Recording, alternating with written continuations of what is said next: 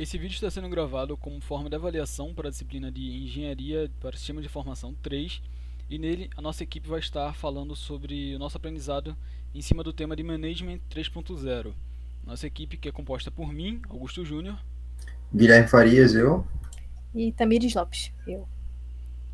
Bem, para começar aqui a contextualização do que é o Management, nós vamos trabalhar aqui com essa citação do Jürgen Apelo, que é o criador desse conceito, né, do Management 3.0, que a frase é: a gestão é importante demais para ser deixada apenas para o gerente. E aí, vocês da equipe querem complementar alguma coisa em cima dessa frase? Eu acho que essa frase é bem autoexplicativa já. Uhum. Eu acho que quando a gente dá poder demais para uma pessoa, ela pode meio que não entender o todo e meio que o todo começa a se fragilizar e meio que decair nas atividades, essas coisas, entende? Então, eu acho que quando você deixa mais descentralizado as coisas, tudo fica mais fluido e mais entendível. Tipo, as palavras correm melhor ali no meio da conversa. Verdade. E até por questão de responsabilidade também, né, para uma pessoa só ser responsável por todas as consequências dessa decisão. Quando essa decisão é tomada de maneira mais coletiva, meio que todo mundo é responsável. Sim, sim, sim, sim. Exatamente. Então, eu vou passar aqui agora para uma contextualização que a gente decidiu fazer, né? Quando a gente estava pesquisando sobre o tema, surgiu essa dúvida de por que o 3.0, né? Existem o 2.0, o 1.0. Então, o 1.0 na realidade ele não existe, né? Ele era chamado de management normal, ninguém nomeia alguma coisa de 1.0. E ele é marcado por verticalidade, digamos assim, porque existe uma hierarquia muito grande na tomada de decisão. Então, cada nível da hierarquia é responsável por tomar aquela decisão e não tem muita liberdade para outras pessoas interferirem ali, né, acrescentarem de uma maneira positiva. Então, esse seria o 1.0. Depois dele veio o 2.0. Eu vou pedir para alguém complementar, falar um pouco sobre Eu ele. queria até complementar um pouco sobre o 1.0, que eu Tranquilo. acho bem interessante a forma que ele funcionava e que algumas empresas ainda funcionam hoje em dia. Tipo, é muito burocrático, né, a situação de, tipo, eu quero fazer uma coisa nova, eu tenho que falar com o meu chefe, aí o chefe dele tem que falar com o chefe do setor dele, aí o chefe do setor dele fala com uma pessoa acima dele, vai fazendo isso, e, por exemplo, se eu quero fazer alguma ação em outro setor, por exemplo, eu tenho que falar com o meu chefe, para ele falar com o chefe dele falar com o cara do outro setor, que é debaixo dele, então, tipo, Atrasa a muito, né? movimento atrasa tudo e, tipo, muitas vezes, pelo menos no mundo da tecnologia, avança muito rápido as coisas. Então, essa ideia demorar, sei lá, 2 meses, 3 meses para conseguir fazer todo esse processo, meio que outros lugares já fizeram, você perde um grande poder de tomada, né? Tipo, o 1.0 para mim, ele é uma falha, assim, desde o começo. Eu acho que hoje em dia, pelo menos na nossa área, assim, tecnologia, tem muitos ainda, mas eu acho que hoje em dia está sendo mais tá tirando mais essa verticalidade e se transformando um pouco mais horizontal, né? Um pouco da minha visão, assim.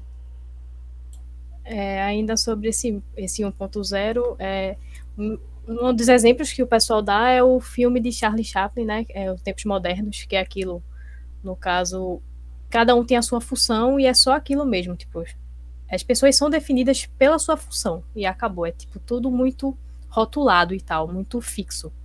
E meio que hoje em dia a gente vai ainda falar dos outros, mas hoje em dia meio que não cabe mais isso, né? Porque tudo é muito complexo e tudo tem que ser, tudo muda muito rápido, então essas coisas fixas, tipo, muito certinhas, que tem coisas rotuladas já desde o início que não aceitam muito bem mudanças, não servem mais. Então acho que é bem isso mesmo. Esse exemplo que tu deu é muito bom, porque por exemplo, no filme do Charlie Chaplin, se ele tivesse uma ideia de alguma ideia inovadora, quisesse ajudar a tomar uma decisão, com certeza ele não seria ouvido, né? Então é bem vertical a tomada de decisão. Exatamente.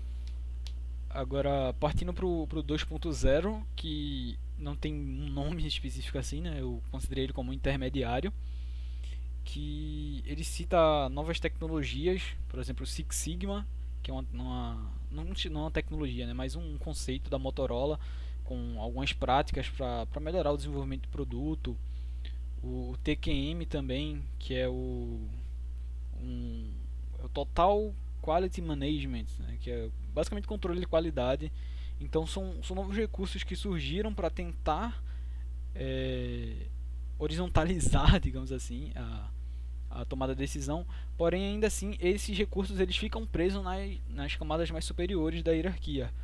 Então ele ainda é o intermediário, o 2.0 ele ainda é considerado uma versão mais vertical do management. E agora, se vocês quiserem tanto complementar sobre o 2.0 ou partir pro 3.0. Para mim, o 2.0 é um 1.0 embelezado, sabe? Tipo, botaram a maquiagem ali para falar, ó, esse aqui vai funcionar, mas continuava ainda tendo um pouco desses rótulos, né? Então, no final das contas, ele chegou para mostrar que tem melhorias, que dá para fazer melhorias, mas ainda assim não tinha conseguido, entendeu? Para mim era mais ou menos isso. Verdade. Exatamente. Bem, o 3.0, né, que é o que a gente vai falar, se aprofundar agora nessa apresentação, é o considerado horizontal, que sobre aquilo que eu falei de responsabilidade, né? Então, tanto as decisões são tomadas em conjunto, como a responsabilidade, né, as consequências dessas decisões são aceitas, são tomadas em conjunto também pela equipe. Eu vou passar aqui agora para a gente falar dos 6 princípios do management, que é basicamente os pilares, né, a parte mais fundamental do management são esses princípios. Então, se alguém quiser começar apresentando essa parte aí dos princípios. É interessante que esses princípios têm até no meio, né, desse comando, desse contexto, né, existe um nomezinho que é o Mari, que é como se fosse um bichinho de estimação, assim, que tem 6 cabeças, 6 olhos, né, e cada olho é um desses princípios, para meio que simular como é que é uma gestão de um projeto, uma gestão de modo geral, né, um management. E a gente vai passar por cada um desses pontinhos agora. Eu acho que eu posso começar agora. Pode passar aí, Augustão. Certo. O primeiro é o energizar pessoas. Exatamente. Vou dar uma lida aqui, engajar as pessoas e manter sempre criativas e motivadas para fazer o seu melhor. É, eu não acredito que seja só criativas e motivadas, eu acho que é ativas, dar voz para as pessoas poderem falar, as pessoas não ter aquele medo e aquele receio de falar e tipo, não ser ouvido. Eu acho que, para mim, o primeiro ponto era isso, assim. O primeiro princípio é esse, eu acho que você dar liberdade para as pessoas falarem é fenomenal. Alguém, você quer falar alguma coisa assim? Fazer elas se sentirem ouvidas, né? Exatamente, eu acho que isso aí é um grande diferencial que eu sinto que tem muita ideia que vem lá de baixo que você não percebe. Me lembra até daqueles programas do Fantástico, assim, que, tipo, o chefe vai fantasiado de um funcionário lá e, tipo, ele vai lá pro baixo calão para ver como é que é lá embaixo e tem, tipo, umas ideias inovadoras, assim, e começa a render mais a empresa. Então, tipo, se isso fosse mais comum, não só entre o chefe e um funcionário lá embaixo, mas, tipo, entre todo o sistema, e todo mundo meio que se entender e começar a falar ideias, eu acho que tem muita ideia que não é ouvida em grandes empresas que poderiam revolucionar o mundo, sabe? Sim, dessa parte também uma coisa que eu vi sobre o Management 3.0 é muito do gestor não gerir, pelo que eu entendi, não gerir as pessoas, mas gerir o ambiente. E nessa parte é muito importante que ele consiga, tipo, dar um ambiente aos colaboradores, se eu não me engano, o termo que eu vi foi psicologicamente seguro, ou algo assim. Que as pessoas se sintam realmente à vontade de se expressar, de passar o feedback um para os outros e tal, que elas não sintam medo de tipo, eu não vou falar isso aqui, não vou dar essa ideia porque é, não, não é a minha Minha ideia não é função e tão boa, tal. né? Também tem isso de função, a falta de confiança. Então, bem, passando pro segundo, acho que entra muito nisso que tu acabou de falar, né, sobre a pessoa achar que não é função dela e sobre o que eu pontuei dela não ter confiança, que é empoderar as pessoas, né? Então, o textinho que está aqui que é: os times devem ser auto-organizados e por isso precisam de autorização e confiança da gestão. Então é quando você dá essa confiança e essa autorização para que as pessoas elas possam ser mais ativas dentro da empresa e poder tomar decisão, poder participar diretamente. Então, para você fazer isso, né, tem essa questão do da auto-organização da equipe, né? A equipe tem que se autogerenciar. Sim, sim, eu percebo muito isso em contexto de, tipo, tem alguns lugares que você quer trabalhar e você, tipo, a boa parte das pessoas falam, não, eu quero trabalhar aqui porque dá muito dinheiro, coisa do tipo, mas tem lugares que, tipo, as pessoas deixam de ganhar aumento salarial há, sei lá, 5 anos e continuam lá, mesmo com a inflação aumentando, porque o lugar dá um poder para você, você se sente empoderado lá, você, mesmo não sendo dono de uma ação, você sente quando, tipo, a empresa cai, mesmo que não vá afetar seu salário ou algo do tipo, você fica triste, você tenta melhorar a empresa de modo geral, sabe? Tipo, a confiança que o time tem com os gestores, de modo geral, e a autonomia que a equipe tem de fazer o que acha o que é melhor para a empresa, sabe? Eu acho que quando você tem uma liberdade dessa, você acaba se apegando à empresa, não só financeiramente, mas no sentido emocional mesmo, sabe? Cria um laço, né? Essa é a palavra, essa é a palavra. Exatamente. Cada vez mais, hoje em dia, muita gente tá largando empregos. Eu já vi reportagens sobre de salários bem altos, mas que realmente não dão esse ambiente seguro que a gente estava falando antes, não dão esse ambiente propício ao desenvolvimento pessoal delas. Então, elas acabam pesando outras coisas. Não é só mais o dinheiro que pesa nesse ponto. É tipo, é a qualidade de vida, é o quanto eu posso me desenvolver, o quanto eu sinto que o meu trabalho impacta dentro da empresa também. Porque, no caso, se eu sinto que eu sou só mais um, que eu não tenho poder de nada, que eu não posso dar ideias nem isso, eu me sinto, assim, acuado naquilo e às vezes você começa a ficar infeliz, porque você é só mais um e você às vezes começa a fazer só o mínimo para receber aquele salário. E não é isso também o que as empresas querem hoje em dia. Então, acho que elas tentam até, acho que, aplicar o management já para isso mesmo, para tentar criar toda essa cultura com seus colaboradores, para também, porque todo mundo só tem a ganhar. O colaborador é, fica mais contente naquele lugar, consequentemente ele vai ser mais produtivo e todo mundo ganha no final, né? É tanto bom para a empresa, que vai ter funcionários mais engajados, e para a autoestima do funcionário também, né? Ele se sentir importante, se sentir mais único. Agora, partindo para terceiro princípio, que é desenvolver competências. E aí entra muito nisso que também estava falando do usuário, do usuário, do funcionário, ele se sentir importante dentro da empresa, né? Essa questão da autoestima, que é capacitar os colaboradores e criar times multidisciplinares. Tem duas partes aí. A primeira é essa de capacitação, que é muito importante, tanto que a empresa ofereça e incentive, como também do funcionário querer procurar isso, né? Cobrar esse tipo de atitude da empresa e se interessar pelas capacitações que são oferecidas. E também essa questão dos times multidisciplinares, alguém quer falar sobre ela? Eu queria falar sobre a parte de capacitação de colaboradores. Tipo, tem empresas, inclusive de Recife, que antes mesmo de se você ser um funcionário, ele tenta capacitar as pessoas. Pra, tipo, a função dela não é só empregar pessoas, é tipo, agregar valor à pessoa desde o começo, sabe? Então, eu sinto que trabalhar numa empresa dessa deve ser muito feliz de, tipo, você vai lá, você antes de começar a trabalhar lá, de você ter uma responsabilidade real, né, de contrato, tudinho, ele está te dando um curso, tipo, ele vai te ensinar uma coisa que é extremamente caro hoje em dia, de você ter, tipo, um professor privado, essas coisas, para lhe assistenciar. Só basta você querer. É óbvio que você tem que fazer umas provas para começar, mas, tipo, essa forma de, tipo, capacitar pessoas antes mesmo de entrar na empresa já agrega um valor para a empresa e, tipo, até pessoas de fora olham e falam, eu quero trabalhar nessa empresa. Porque sabe que a empresa não vai deixar você de lado, algo desse tipo, sabe? Sabe? Sim, hoje em dia, um dos benefícios que a gente está vendo por aí é é, tanto em, eu não sei como é que chama, mas é uma quantidade de dinheiro para cursos, para o colaborador investir em cursos para capacitação e tal.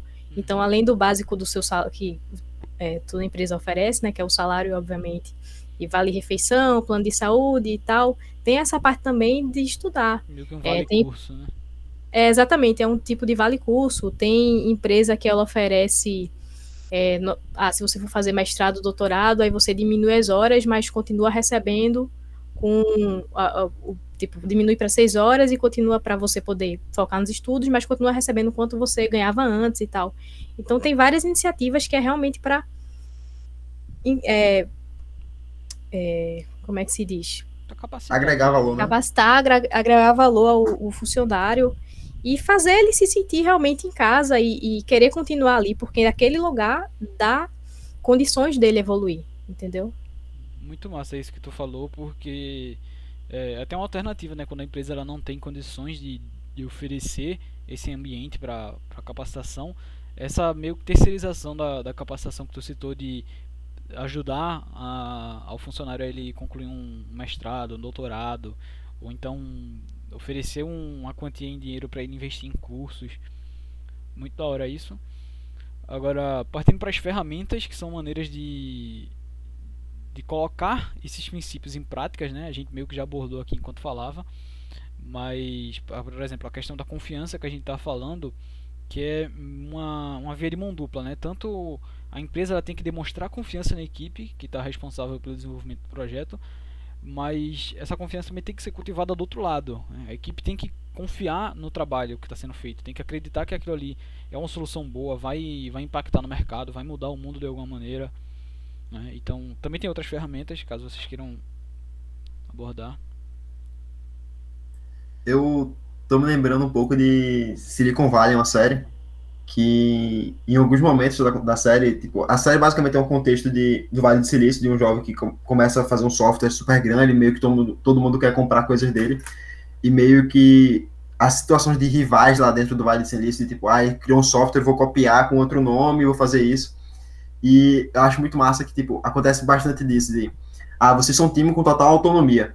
Só que aí eles sabem que a empresa só quer fazer isso para roubar algo de outra pessoa, assim. E aí ele meio que, tipo, os próprios funcionários não acreditam na empresa, sabe? Tipo, são os melhores programadores que tem, mas eles não confiam na empresa e meio que, tipo, por eles não confiarem no que a empresa quer fazer, a empresa tá fazendo uma coisa errada, entre aspas, né? Então, tipo, eles começam a não se motivar e meio que, tipo, não passa a confiança na empresa e a empresa não começa a passar a confiança para fora também. Então, tipo, não é só a confiança de, tipo, a equipe confia no que tá fazendo e a gestão confia na pessoa. É meio de, tipo, você confiar na empresa de modo geral, sabe? Do que você tá fazendo para o Questão de mundo, assim. princípios, né? Exato, exato. Na verdade, isso que tu falou também envolve a questão de ambiente, né? Remover a pressão do ambiente de trabalho. Acho que não existe pressão maior do que essa que tu citou aí, né? De você não acreditar que o seu trabalho vai ser valorizado, vai ser creditado direito. Sim, sim. Exatamente. Lembrando aqui, eu não sei se eu vou falar o nome dele direito, mas é Jurgen Apelo, né? Uhum. Eu vi um TED Talk dele e ele contando a trajetória e tal, e ele falando de algumas situações que ele criou. Uma das partes de empoderar os funcionários, que eu acho que se encaixa, é que ele te retirou os títulos daquela parte de função que a gente estava falando. Uhum. De, você é isso, então você meio que tá Sênior, preso a esse júnior. rótulo. Ele disse, não, cada um se chama do que quiser, a gente não tem rótulos, não tem meio que uma coisa fixa. Porque aí você se sente mais livre, e nisso eu acho que você ganha também uma certa confiança, porque, nossa, eu não sou só isso, a empresa está confiando em mim. É lógico que acho que na maioria das empresas a gente ainda vê os cargos, mais da parte dele foi um pouco mais radical, né, de tirar isso. E essa parte que eu acho muito interessante também, que é a gente focar, e que o management, né, no caso, a parte do gestor, né, que muita gente falou, vai eu vi discussões de tipo, tira o gestor, acaba com o gestor, e tipo, não é isso. É tipo, você vai dar mais autonomia ao time e tal, mas o papel do gestor não vai ser gerir as pessoas, vai ser gerir o ambiente. Então, ele vai ter que gerir o ambiente para ele ser um ambiente de confiança, para ele ser um ambiente que as pessoas se sintam livres de opinar e de dar sugestões. Como a diz ali, o ambiente é fundamental remover a pressão no ambiente de trabalho. Tipo, pelo que entendi, esse é o trabalho do gestor também no Management 3.0. É tipo gerir o ambiente mais do que gerir as pessoas, porque até a gente tem esse lance de de o time conseguir se autogerir, né, e tal. Também autonomia. Exatamente. Então ele vai gerir o ambiente. Eu acho que isso é muito importante também. Verdade, é um bom ponto que tu levantou, porque a gente acaba focando mais na parte de funcionário, né, que é o papel que a gente está vivenciando agora, mas é importante ver esse lado também do gestor, né, que a função do gestor também muda. Agora, partindo para a quarto princípio, coincidentemente está mais atrelado ao gestor nessa essa questão de alinhar restrições. Então, a descrição aqui é trazer regras e limitações para que uma maior liberdade não se torne tóxica para a empresa. Então, apesar de a gente ter batido várias vezes nessa tecla, né, da liberdade dentro do ambiente de trabalho, eu acredito que a liberdade ela tem que ser total para expressar as ideias, sem sombra de dúvidas, mas na hora de tomar decisões ainda assim tem que haver algumas limitações ali para que a liberdade ela não se torne tóxica, né? Não, acho que é mais no sentido de a sua liberdade não interferir no do outro, né? Você toma uma decisão e aí outra pessoa tem um poder tem a liberdade de tomar essa decisão também, aí acaba tomando a decisão em cima da tua, te contrariando, esse tipo de coisa. Eu acredito que eu vi essa limitação, essa restrição nesse sentido. E vocês? Também, e também da parte de dar um foco geral, né? Porque não é como se todo mundo tem a liberdade e vai fazer o que quiser, né? A gente tem um objetivo que a gente tem que conseguir juntos. No caso, vai ser um projeto e tal. Então tem que estar todo mundo é livre para dar as opiniões e tal, mas tem que ter também não pode, assim, vou trabalhar no que eu quiser, né? Não, não é bem esse lado. Você tem um objetivo em comum que é aquele da empresa também. Então acho que é bem por esse lado que tu falou e esse agora também. Pra não virar um Tem caos, que ter um né? foco. Para mim, eu não acho que seja só uma limitação. Eu não acho que seja uma limitação. Eu acho que é um apontamento. Tipo, se você parar para pensar, se ainda é total liberdade, às vezes algumas ideias podem acabar não ajudando no contexto da empresa. O que vocês já falaram, tipo, ter o objetivo da empresa, eu acho que não seria o objetivo da empresa, seria o propósito. Toda empresa tem um propósito, todo projeto tem um propósito. E meio que você faria, toda vez que você fosse pensar em uma liberdade, você falaria, essa minha ideia cumpre com esse propósito, tipo, vai ajudar nesse propósito, eu acho que seria mais isso, sabe? Tipo, quando você entra na empresa, você já tem uma noção de, tipo, qual a função que eu vou ter aqui? Por que eu tô fazendo isso e para quem que eles vão fazer isso? Para vender, para dar para alguém? Qual serviço eu tô fazendo aqui? Então, eu acho que meio que esse propósito é o limitador, entre aspas. Ele meio que aponta para você, tipo, para você não para acabar não ficar perdido, sabe? Tipo, você não vai ficar perdido no meio do sistema, você vai só tentar focar naquele propósito, com várias ideias, mas para aquele propósito. Eu acho que é mais ou menos isso. Massa, é uma maneira interessante também de ver essas restrições, né? Mais como uma- um guia do que uma restrição em si. E partindo agora pro o quinto princípio, aumentar estruturas, né? O maior foco na comunicação entre os times e um crescimento consciente do negócio com foco na qualidade. Eu acho que essa questão de aumentar estruturas, ela vai muito além de estruturas físicas. Você tem um investimento ali no material que está à disposição da equipe, mas ele também pode ir além na maneira como diz aqui, né, o foco na comunicação. Você permitir formas de comunicação através de metodologias e de outros tipos de recursos que não sejam materiais, colaboração também.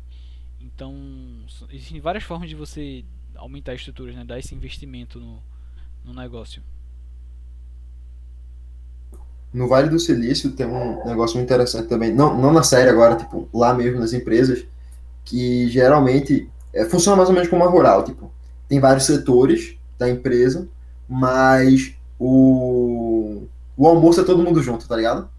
E aí meio que as pessoas pegam bicicleta, ônibus de própria empresa para ir pro almoço e meio que eles são, entre aspas, forçados, né, naturalmente, a conversar com pessoas de outras áreas. Por exemplo, eu trabalho em um projeto X, eu sou programador, aí outra pessoa é designer, aí, sei lá, outra pessoa de mercado, de finanças, e aí todo mundo se conversa porque, tipo, é muito raro você ter esse momento de ter tempo para isso, né? E aí eles acharam o melhor momento para isso o almoço, que você vai ter fila. Se você tem fila, você tem tempo para conversar com as pessoas na fila, para aproveitar seu tempo, sabe? Uhum. Então, é um jeito de você melhorar a comunicação sem necessariamente ter, tipo, um custo de, tipo, vamos fazer um lugar todo massa, todo aberto para todo mundo se conversar. Isso pode até mesmo acabar com diminuir o foco, sabe?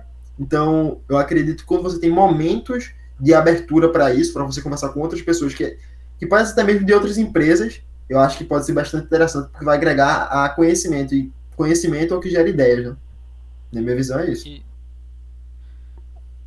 É aumentar a comunicação, no caso, não deixar, acho que tão dividido em setores, né? Porque acho que aquelas empresas que estão ainda presas no Management 1.0, elas têm muitos setores divididos. E às vezes você não sabe nem quem trabalha ali, você não sabe o que a pessoa faz, e, tipo, é setor de TI, setor de vendas, setor de RH, e tipo, ninguém se fala e tal, e isso acaba impedindo a troca de informação, de conhecimento que podia agregar muito para a equipe e para a empresa como um todo. E eu acho que o Management 3.0 vem com isso para tentar tirar essas barreiras, né, que tem. Não é porque você é de um setor, né? você não pode Você, agregar nada em outro.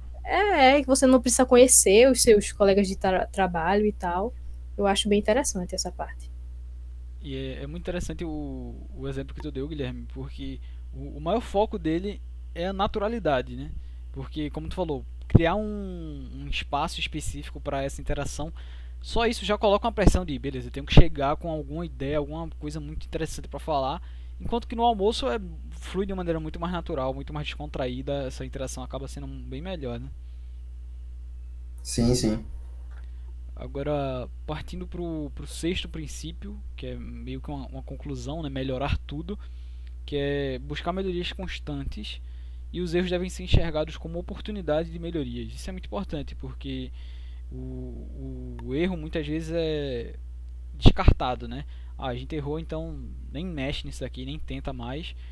Mas na verdade o erro ele pode carregar ali uma informação muito importante de como melhorar alguma coisa. E também não só erro, né? Nada é tão bom que não possa ser melhorado. Até os acertos eles também podem ser observados com uma outra ótica para tentar encontrar oportunidades de melhoria.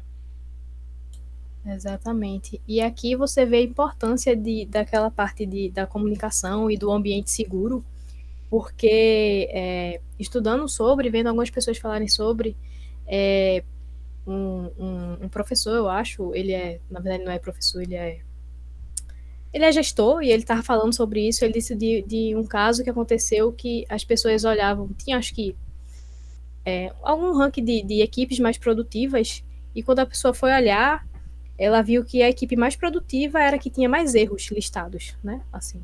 E tipo, a pessoa não entendeu aquilo. Só que aí depois foram analisar direito que é porque a equipe mais produtiva, ela tinha um ambiente mais seguro para ela realmente colocar os erros ali para todo mundo, para dizer, não, a gente errou nisso aqui, errou naquilo. E com isso, expondo, tendo a segurança de poder expor seus erros, eles conseguiam realmente melhorar. Porque porque se você não conseguir expor, você não ter um ambiente seguro para você falar que errou e tal, você não vai conseguir melhorar, você vai estar escondendo. E outras equipes, o que é que elas faziam? Elas tinham menos erros, mas era porque elas não se sentiam seguras para falar sobre. Então elas também eram as menos produtivas. Eu achei isso muito interessante, porque é meio que como uma coisa linka com a outra, né? Às vezes não é nem que elas tenham menos erros, né? É que elas tenham menos erros divulgados, menos erros É assumidos. exatamente esse o ponto. Elas divulgaram menos. Então elas não falaram sobre e não conseguiram melhorar. Então, Pegar ajuda de pessoas que já sabem, tá ligado? É bem interessante. Tem uma frase pra mim que é bem fala bastante desse princípio, que é uma frase de um filme, que é Amor e Monstro. Ele fala assim, tipo, erros vão acontecer, mas bons instintos são obtidos cometendo erros. Se você tiver sorte para sobreviver a alguns erros, você vai sair bem. Então, tipo, errar acontece. E quanto mais você erra, quanto mais você compartilha os erros, você vai ter feedback de outras pessoas que já tiveram esse erro e como é que saíram, tiveram uma solução para ele. E meio que se todo mundo tem esse erro e não tem, e ninguém teve uma solução para ele, eu acho que é dessas pessoas que pode vir uma ideia inovadora para solucionar esse erro. Ao invés de estar todo mundo separado, sei lá, passando 3 sprints, tentando resolver o mesmo erro, só que separado, porque ninguém sabe que o outro está passando por isso, poderia estar, tipo, todo mundo com esse erro em um sprint só resolver esse erro. Então, eu acho que você ser mais aberto para falar isso é bem aquela ideia de, tipo, autonomia, a confiança na equipe, de, tipo, ó, eu errei e preciso de ajuda. Tipo, não ter essa soberba, né? Que, tipo, quando você tem esses rótulos, tipo, ah, eu sou pleno, eu não vou pedir ajuda para um júnior. Quando você acaba tirando esses rótulos, meio que a vergonha, entre aspas, de tirar uma dúvida com uma pessoa que seria, sei lá, menos experiente que você, pode lhe ajudar, sabe? Então acho que esse princípio é bem isso mesmo. Verdade. E, bem, partindo agora novamente para a questão de ferramentas, né, maneiras de aplicar tudo isso. Começando por aquela de regras que a gente tinha falado no começo, né, sobre restrições, que esclarecer até que ponto o time pode tomar decisões. Então, seria a maneira de, como eu falei, né, definir limites para que as decisões não se sobreponham, mas também tem o ponto que o Guilherme falou, que as regras elas podem servir mais como um guia do que um sinalzão de proibido, assim, né? Não faça, é mais uma maneira de guiar. Aí técnicas de Scrum e pensamento Lean, como que podem ser utilizadas na comunicação da equipe, e o não piorar, que seria saber reconhecer os acertos do time. Então, além dos erros, né, que a gente está falando agora, os erros eles podem ser uma base para muito conhecimento, mas os acertos também dá para se aprender com os acertos, dá para aprender o que você acertou, o que, é que as pessoas gostaram do que você fez. E tudo isso pode ser utilizado para melhorar, né? Tanto os erros como os acertos, melhorar o produto, o serviço, o desempenho da equipe.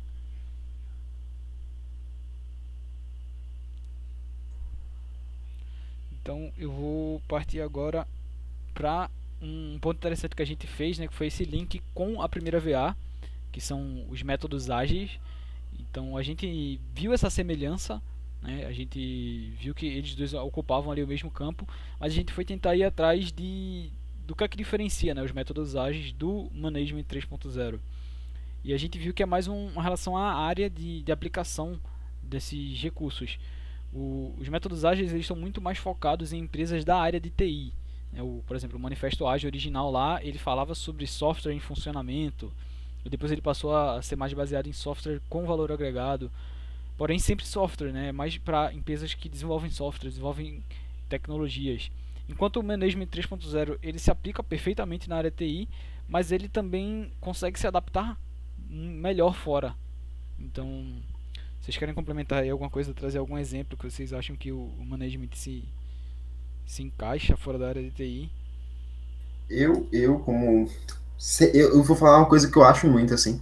Tipo, tem muitas coisas do métodos ágeis que eu acho que, até mesmo para a própria área de TI, quando você é aplicado só por. Não, a gente é ágil, a gente é empresa ágil, a gente é empresa ágil, acaba sufocando muito isso. Mas pela área de TI, as pessoas já serem mais. Tipo, entenderem mais que, tipo, vai dar erro. Tipo, vai dar erro. Agora a questão é como é que a gente vai resolver isso. Tipo, vai mudar alguma coisa no sistema, então isso é uma coisa que geralmente eu vejo assim, que a galera de TI é mais rápida a adaptabilidade, de tipo, vamos mudar isso aqui do nada. Eu acredito que seja muito mais rápido para isso, eu acredito que os métodos ágeis ajudam mais nisso. Eu acho que o management, pelo menos para mim, o 3.0, funciona mais como, olha, a gente vai fazer isso e a gente vai só guiando. Vamos tentar guiar de uma forma que todo mundo seja aberto, mas eu não acredito tanto, nunca percebi tanto o Management 3.0 ser tão adaptável quanto um Scrum da vida, uns métodos ágeis de modo geral. Aí eu acho que seria mais isso mesmo. A maior diferença para mim seria essa. E eu acredito que em muitas áreas realmente acontece uma mudança rápida, mas eu não acredito que seja tão rápido quanto a área de TI, sabe? Uhum. Eu acho que acho que algumas pessoas confundem entre eles, porque meio que eles nasceram da mesma necessidade assim, da mesma mudança que ocorreu, né, com o mundo, que é a tal da complexidade, né? Não é tudo muda muito rápido e tal, e foi assim que nasceram os métodos ágeis, e foi assim por causa disso também que nasceu o Management 3.0. Assim, pelo que eu vi, são coisas que são trabalhadas juntas, assim, o Management 3.0 visto mais do ponto de vista do gestor mesmo, assim, óbvio, todo mundo da equipe, é muito importante que todo mundo da equipe, não importa seu cargo, se você é gestor, não aceite, né, tá, né, nessa cultura, que é o Management 3.0, nessa cultura não, como é que fala? Eu acho que tem um nome, Vocês sabem, vocês lembram? Não é um framework, eu sei disso. Acho que o management ele não chega a ser uma metodologia, né? Ele é mais um conceito, assim, alguns ideais que você tem que ter na hora de trabalho em equipe, de gestão. Uhum. Aí, pelo que. Isso. E é uma coisa mais geral da parte da gestão também, mas os métodos ágeis eu acho que se encaixa bem, porque acho que os métodos ágeis são. Assim, é mais na parte do. Eu vejo muito mais na parte do desenvolvimento também, mas eu não acho que uma coisa impeça de usar a outra. Não sei se vocês conseguiram entender, porque eu vi muitas duas sendo usadas juntas por pessoas da Sim, área de sim. TI, inclusive. E eu vejo muito isso nas empresas de TI daqui, que eles usam uma das coisas que, algumas das ferramentas que a gente vai falar, algumas das práticas, na verdade, que a gente vai falar, algumas empresas aplicam, elas tentam ter esse mesmo, assim, elas sempre deixam isso claro, que é da cultura da empresa, que não é uma coisa vertical e tal. Elas estão tentando mudar, e acho que os métodos ágeis já estão mais consolidados na área, mas eu vejo que o Management 3.0 acho que está vindo para agregar e acho que para ser usado junto, no fim das contas. Sim, sim. Eu também acredito que vai ser usado junto. E já está sendo usado, mas acho que vai ser mais ainda no futuro. Não, eles têm essas diferenças, mas não são diferenças para separar um do outro, né? Justamente para ver o que falta em um e se ajudarem, né? Se completarem. Eles se complementam. É bem, partindo agora novamente para um debate mais prático, né? De como utilizar justamente aquilo que a gente está falando. O management ele não é uma metodologia, então não é um passo a passo ali do que você tem que fazer ou não, mas um conceito para você aplicar na gestão e no time de uma maneira geral. E um ponto interessante é que também não possui uma ordem correta, né? Os princípios eles foram elencados aqui, mas não tem uma ordem certa. Eu tenho que fazer primeiro um, dois, três. Nem tem que fazer todos. Você pode escolher qual se adapta melhor ali ao contexto que você tá utilizando. E o que leva, né? Os dois primeiros pontos foram mais um como não utilizar, mas um como utilizar é analisando todo o contexto, né? Estudando o projeto, estudando a equipe para você definir quais são os princípios que você vai utilizar ou não. Sim, sim. Bem isso. Então a gente teve essa visão agora e vamos mostrar quem utiliza. Vocês estavam comentando aí, né, sobre empresas, então vou deixar essa parte com vocês sobre algumas empresas que utilizam o Management 1.0 e como elas utilizam. A Google, aquele negócio do almoço que eu falei, é da Google e da Amazon. A Google e a Amazon têm uma rixa histórica, tipo, eles não se batem há muito tempo. E meio que, tipo, ali no meio existe um restaurante que todas as pessoas do Vale do Silício geralmente podem ir pra lá, sabe? Tipo, é meio que o Compartilhado. Vale do Silício meio que patrocinou um almoço geral lá. E a Google, acho que a primeira vez que eu ouvi falar essa palavra foi na Google. E aí tá dizendo, tipo, disponibiliza 20% da jornada de trabalho para projetos pessoais que gerem melhorias. Tipo, na Google é como se você fosse, por exemplo, aquela ideia de tipo, vou ajudar você a se profissionalizar, fazer um mestrado. Mas não só isso, tipo, você pode fazer um projeto pessoal, sabe? Tipo, você tem, tipo, toma aí, esse tempo é teu, faça o que você achar melhor que vai melhorar você, vai melhorar a sua vida, sabe? De um projeto. E hoje em dia, por exemplo, eu estou estagiando, eu não consigo ter tempo para tirar um tempo para minha vida para fazer um projeto pessoal. E aí eu fico tipo, poxa, eu poderia estar fazendo um projeto pessoal para crescer mais. E aí eu acabo não tendo tempo para focar na empresa. Então, tipo, quando você olha a empresa como o Google ou coisa do tipo, e você olha a sua, você fica, caramba, tipo, olha a diferença de evolução em algumas empresas, sabe? Eu sinto bastante isso. A gente tem também a Pixar, né, como exemplo. Após o lançamento, existe uma apresentação sobre tudo que deu certo, errado no filme. Seria a parte de melhorar tudo. As Apos, que tem a remoção de script de atendimento, eleito o melhor atendimento ao cliente em 2018, né? Ela estaria aí inclusa no empoderar pessoas. A Thaler, que é uma empresa brasileira, que aplica o conceito de Management 3.0 com empoderamento e confiança nos funcionários. Eu achei muito legal esse ponto das apps, porque eu não conhecia nenhuma empresa que não tinha esses scripts, né, de atendimento. Você ligar e você passar meia hora falando com um robozinho antes de passar para conversar com uma pessoa. E eu imagino que realmente, como o Guilherme falou, você tem que empoderar pessoas e você tem que contratar pessoas, né? Existe um investimento, um recurso muito maior para conseguir realizar isso, mas com certeza atrai muitos clientes, né? Saber que tem isso, a pessoa que tem uma vida muito corrida, muito que não tem muito tempo, ela vai pensar duas vezes, pô, se eu tiver algum problema, eu vou preferir estar lidando com a empresa que eu vou ligar e vou falar diretamente com o atendente, ou a empresa que vai me fazer perder meia hora ainda passando por script até chegar em em uma pessoa, né? Então, com certeza faz diferença esse investimento.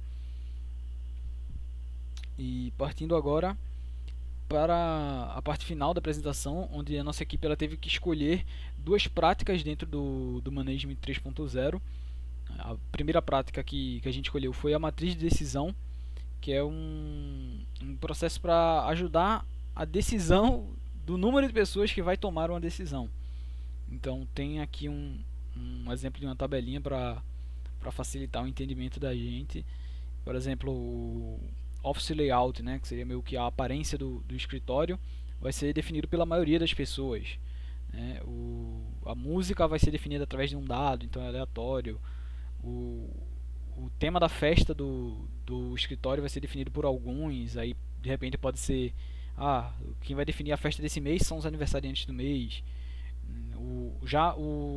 A forma de trabalho, né, tem que ser definida por todos, é uma decisão mais importante, então tem que todo mundo ali participar dessa decisão.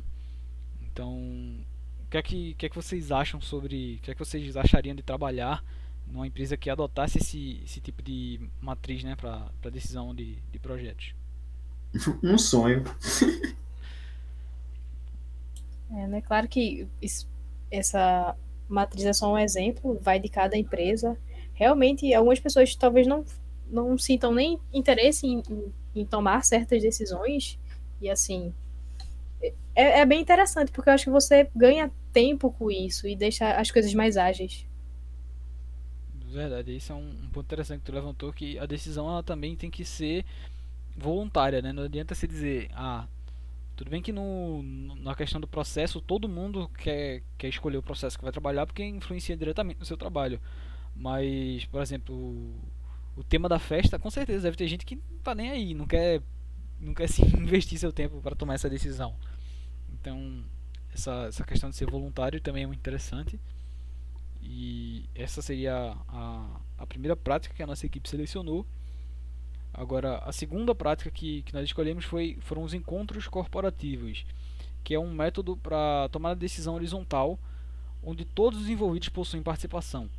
E aí, esse entra no ponto de alguns. Ele trabalha muito em conjunto, né, com a matriz de decisão, porque as decisões da matriz que necessitam de mais de uma pessoa, como é o processo de trabalho, ela vai ter uma dificuldade maior, né, e uma complexidade maior na hora de tomar essa decisão, já que vai estar envolvendo mais pessoas. Juntar todo mundo é a parte fácil, né? Difícil é fazer todo mundo concordar com o caminho que vai ser seguido. Então tem algumas fases aí. Algum de vocês quer? Eu ia elencar que parece muito o brainstorm, né? Tipo, todo mundo se expressa, todo mundo não pode jogar a ideia do outro. Tipo, primeiro é um momento de abertura, onde todo mundo fala, todo mundo se abre, e após disso a gente elenca as melhores ideias, aí agrega as melhores ideias, aí faz uma análise, né, como tem escrito aí, desculpa, definir uma decisão e colocar em prática a decisão que foi tomada. E até interessante que, tipo, a gente fez outra cadeira e na outra cadeira a gente apresentou sobre brainwriting, que é outra forma de fazer um brainstorming para pessoas muito em lugares verticalizados, onde as pessoas meio que fazem as ideias em papéis, ou seja, não tem aquela vergonha de se levantar e verbalizar com as pessoas e ter medo de, sei lá, o seu chefe tá ali na frente, ele vai julgar a sua ideia, porque, sei lá, ele é o seu chefe e você é apenas um estagiário. Então, tipo, o brainwriting ajuda muito para pessoas tímidas e para pessoas que têm medo de, tipo, um superior julgar a sua ideia. Então, tipo, para empresas mais horizontais, acontece com mais facilidade um brainstorm, né? Uma reunião corporativa. Mas para empresas que ainda são verticalizadas e querem começar a se tornar horizontais, mas que o medo ali dentro, a timidez ali dentro ainda é muito grossa, eles podem aplicar uma técnica como brainwriting para ajudar nesses encontros, né? Realmente faz muito sentido e se encaixa muito bem aqui nesse encontro corporativo. Realmente era uma ferramenta a ser utilizada aqui. O Brainwhite, esse anonimato dele ajuda muito porque as pessoas não vão olhar, não vão julgar as pessoas, né? Você pode ter até uma rixa com algum problema pessoal, com algum companheiro de trabalho, mas você vai ver a ideia e você não sabe que é dele. E pode ser uma ideia que você acha incrível, né? Então você vai apoiar aquela ideia que vinha de uma pessoa que você não tinha, você tem um relacionamento ruim, ou de repente você só não tinha afinidade. Então, com certeza, Brainwhite e Brainstorm, todo são práticas dentro dessa prática que a gente escolheu abordar, que é o encontro corporativo. E, bem, com isso nós encerramos a nossa apresentação. Nós trabalhamos o conceito do Management 3.0, né, contextualizando eles ali com outras formas de management. Abordamos os seus princípios e algumas práticas. Então, é isso, galera. Vocês querem acrescentar mais alguma coisa antes da gente concluir? Por mim é só isso. Por mim é só isso também. Obrigada. Então, é isso, professora. Espero que a senhora goste da apresentação. E, enfim,